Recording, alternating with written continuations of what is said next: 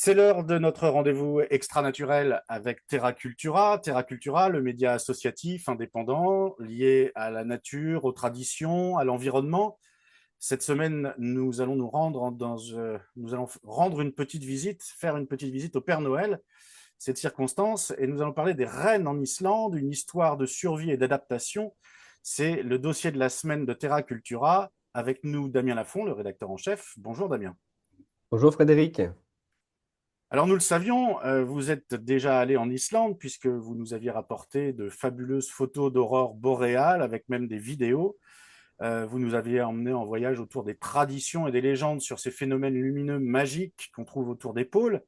Et cette semaine, vous avez choisi de nous parler des rennes islandais.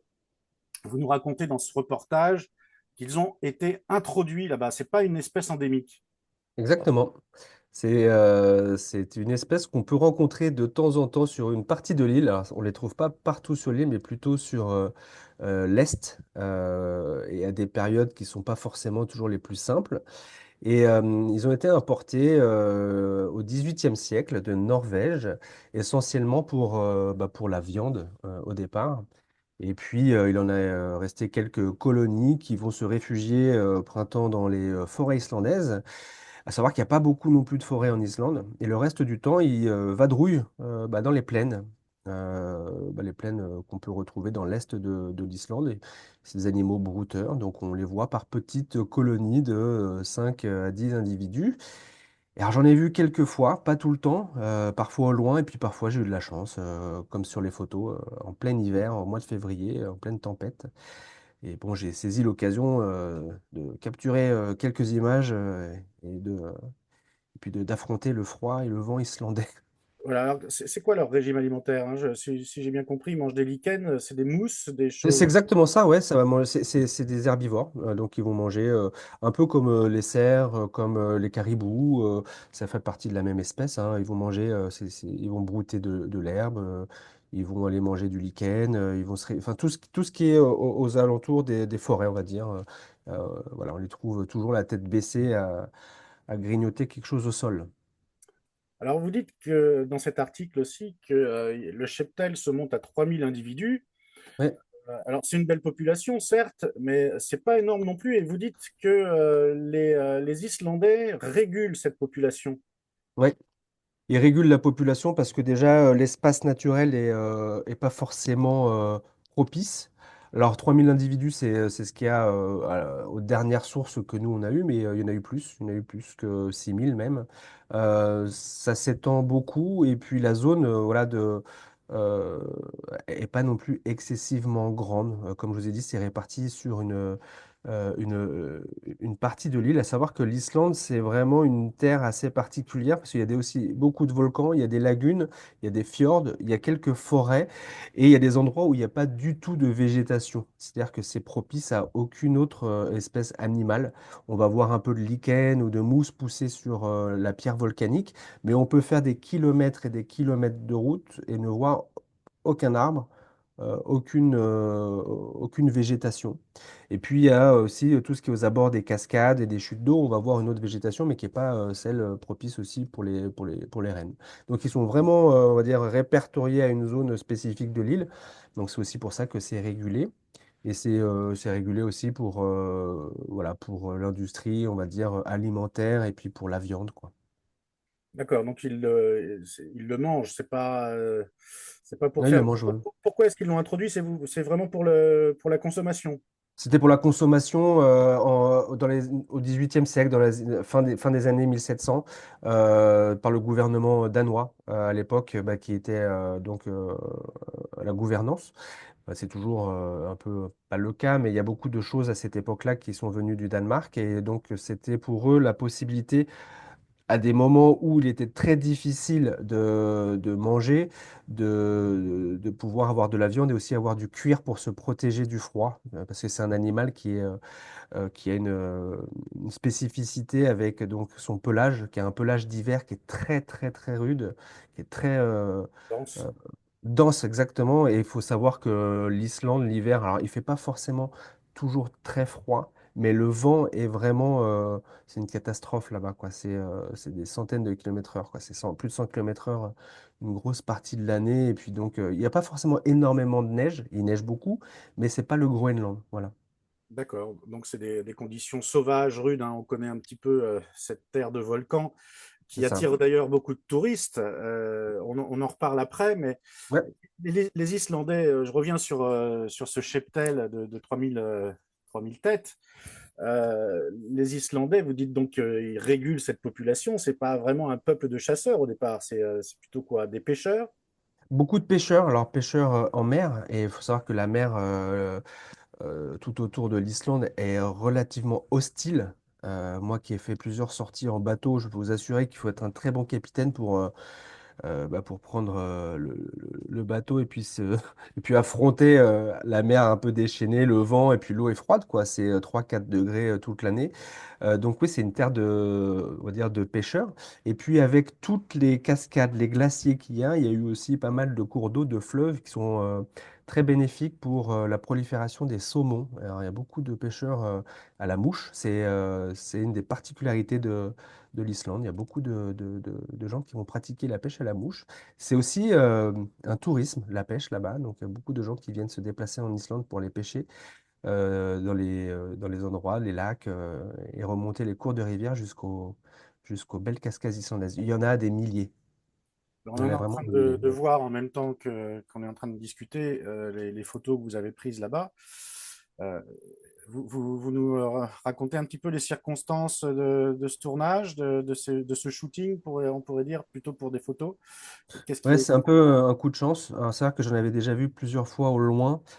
C'est farouche parce qu'ils sont réellement sauvages. Ils sont pas dans des enclos. Ils sont en pleine nature. Là, on voit la photo avec la montagne dernière, la plaine. C'est un peu dans l'endroit où ils vivent. C'est recouvert de neige. Alors, pour avoir des chances de les voir à ces moments-là, il faut se rapprocher des endroits un peu plus bruns. C'est là où il y a de l'herbe, on va dire. Et donc, en conduisant la voiture, c'est pas évident en Islande parce qu'on peut pas s'arrêter sur les bas-côtés. J'ai eu l'opportunité de pouvoir faire un arrêt et sortir en pleine tempête, quoi. C'était vraiment assez difficile au mois de février. Et donc, avec une longue focale. Donc, pour les amateurs de photographie, c'est un objectif qui permet de faire des photos de longue portée. J'ai réussi à m'approcher un petit peu, mais en mouvement, c'est pas évident. C'est très farouche et craintif. Faut pas, c'est pas les rennes qu'on voit en Norvège, en Suède, qui sont dans les enclos, qui viennent nous Oui, se donc là, faire caresser le museau. la photo qu'on voit en une de votre reportage, vous étiez à combien de mètres du renne, là? Parce qu'on le Une voit. une vingtaine de mètres peut-être? Ah oui, quand même. Il faut, Ouais. il se laisse pas approcher facilement. Non, non, à moins de 20 mètres, j'ai aucune chance d'approcher. Il remonte. Puis ça court vite, hein, ça remonte très rapidement. Et puis ils sont adaptés au terrain. Moi, pas du tout. Alors, je voulais qu'on parle un petit peu de la culture irlandaise. Nous, on est connu comme le pays de la Islandaise. gastronomie, le pays de la gastronomie et du fromage d'ailleurs. Euh, Qu'est-ce qui caractérise le mode de vie, la culture islandaise? C'est quoi? C'est Eh des bien, pêcheurs, c'est des agriculteurs? ouais, c'est ça. Alors c'est Dans une vrai que c'est terre connu. hostile, c'est pas. Ouais, c'est connu pour la pêche. Malgré tout, il y a quand même beaucoup d'animaux en pâturage. Il y a énormément de moutons, donc il y a beaucoup d'éleveurs de moutons.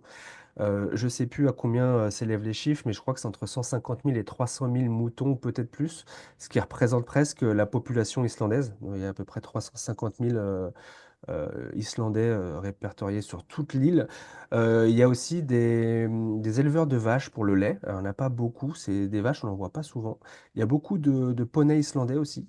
Donc il y a quand même un côté éleveur. Voilà. Après, il y a tous ceux qui pêchent, donc qui partent en mer pour ramener les poissons qui vont servir à, à se nourrir, et d'où vient aussi le fish and chips qu'on connaît en Angleterre ou un peu plus dans le nord. C'est vraiment quelque chose qu'on voit régulièrement là-bas. Et puis après, il y a de la production, alors qui est un petit peu liée aussi au développement de l'île. Ils utilisent la géothermie, donc ils peuvent chauffer assez facilement. Et grâce à ça, produire de l'électricité et faire des serres. Et sous les serres, ils peuvent produire des tomates, des fruits et beaucoup de bananes, des choses comme ça qu'on retrouve. Donc, moi, sur tous les voyages que j'ai pu faire en Islande, j'ai eu beaucoup de difficultés à rencontrer des Islandais, sauf dans les petites fermes ou dans les petits villages. Mais il y a énormément de tourisme et beaucoup de gens qui viennent travailler aussi. Donc, on ne sait jamais si on est directement en discussion avec un natif de l'île ou si on discute avec quelqu'un qui vient travailler. Donc, les pêcheurs, c'est arrivé. Dans les fermes, oui, c'est arrivé aussi. Mais ils ont un mode de fonctionnement qui est assez en retrait, je trouve. Ils sont assez discrets. Euh, et puis, bon, après, quand on se rapproche des grandes villes comme la capitale Reykjavik, on est sur une ville qui est très festive. Il y a des bars, il y a des restaurants. Donc voilà, c'est assez traditionnel de ce qu'on a l'habitude de voir aussi, quoi. Alors, je suppose que tout le monde vit en mitouflé.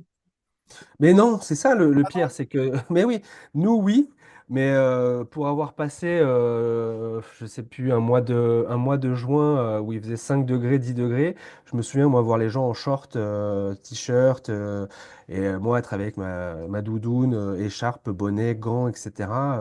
C'est quand même, c'est vrai que un brin de soleil là-bas, c'est l'été pour nous, quoi, c'est la folie, mais il y a beaucoup de vent, quoi. Mais je me souviens aussi avoir vu des papas avec leurs enfants au mois de février, ramener les enfants en pleine rue avec la luge pour déposer les enfants à l'école.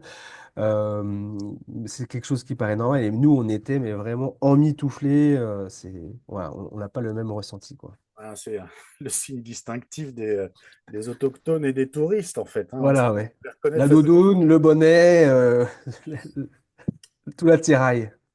Alors voilà, ça c'est le reportage de la semaine qu'on peut retrouver à la une cette semaine avant Noël sur le site Terra Cultura.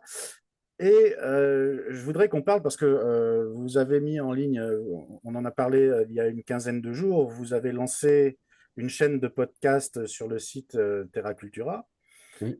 La semaine, enfin c'est pas la semaine, mais c'était le mois précédent, vous parliez d'un photographe nature, Mhm. vous parliez même avec lui, c'est-à-dire que c'était un entretien sur ses techniques, donc c'est quelque chose pour les personnes averties qui veulent se renseigner sur la photographie nature, comment on approche les animaux, comment on campe, etc.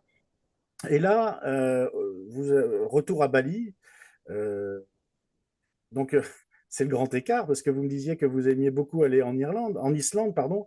Qu'est-ce qui vous attire d'ailleurs en Islande autant que ça? Je ne sais pas comment j'ai atterri là-bas. Ça fait déjà une dizaine d'années. J'y suis allé une fois et c'est le coup de foudre. Il y a des endroits comme ça où je sais que je suis allé. Je me dis, bon, peut-être que j'y retournerai un jour. Mais là, l'Islande, c'était vraiment quelque chose de particulier. Et puis j'y suis retourné très régulièrement jusqu'à faire des workshops photos avec des personnes pour les amener sur des endroits spécifiques pour photographier les oiseaux. Alors, il y a beaucoup d'oiseaux qui viennent migrer en Islande à partir du mois d'avril. Et dans la nature, le calme, la beauté des plaines, les volcans en éruption, non, c'est quelque chose de fantastique. Je pense que quand on y met les pieds une fois, on y retourne. C'est exceptionnel. Et puis bah, Bali, j'y suis allé avant. L'Indonésie, c'était avant. Donc bon, on va dire priorité à l'Indonésie parce que voilà. Et puis je me suis marié aussi avec l'Indonésie. Donc ça aide. Voilà. Ouais. Donc là, voilà, la transition est toute faite. Merci Damien. Vous avez choisi de mettre en ligne un podcast. Alors, il existe depuis un petit moment, hein, parce que c'était une vidéo que Oui. j'avais repérée sur votre fil YouTube. Vous avez décidé de le mettre à la une la semaine dernière sur le site de Terra Cultura. Et vous parlez, alors, on en avait déjà aussi parlé quand vous aviez fait une collecte de fonds le mois dernier où vous collectez des fonds pour votre association, mais vous nous expliquiez lors de cette collecte que c'était aussi pour les redistribuer aux nécessiteux que vous rencontrez, que votre association rencontre. Et là, on a un exemple avec cette association Graines d'amour Bali. Et c'est ce que vous avez décidé de mettre à la une la semaine dernière sur votre site.